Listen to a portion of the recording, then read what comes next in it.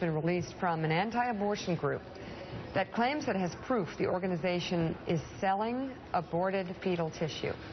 It comes as Congress readies a vote to strip Planned Parenthood of $500 million in government funding. And as NBC's Hallie reports, it's also setting up the possibility of another government shutdown.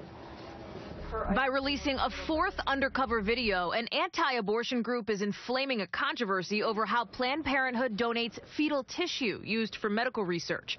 An official from a Colorado clinic describes the public perception of that process. Publicly, I think it makes a lot more sense for it to be in the research vein.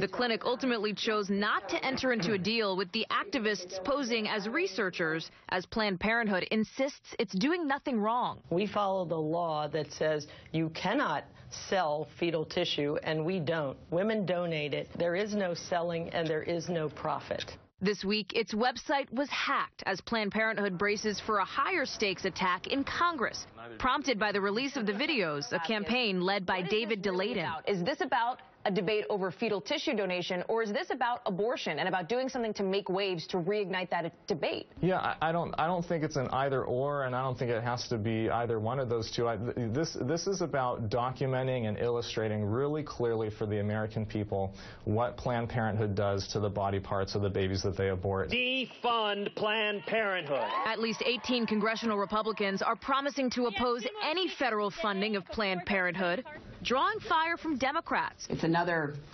effort by the Republicans to, try to limit the health care options for women. But even supporter Hillary Clinton called the videos disturbing. The anti-abortion group says 8 clips will be released through the fall when analysts say a political showdown could lead to a government shutdown. Wow. You know, I've got to say, of all the areas where I think there's media bias, I think the greatest area is on this issue. Yeah. I think most reporters do the best job they can do and are trying to be as fair as possible. But when it comes to the issue of abortion, there is the greatest built-in bias, and it is a completely cultural bias. It's unintended, but if the roles were reversed, we do this all the time, but it's true, and there was a group on the right doing what Planned Parenthood has done on the left, Lord. and it's described on the left.